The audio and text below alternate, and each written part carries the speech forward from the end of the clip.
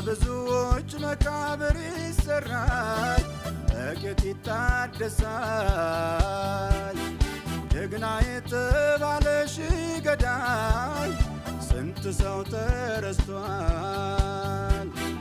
ሞትን ድል አድርጎ የወጣ መቃብር ፈንቅሎ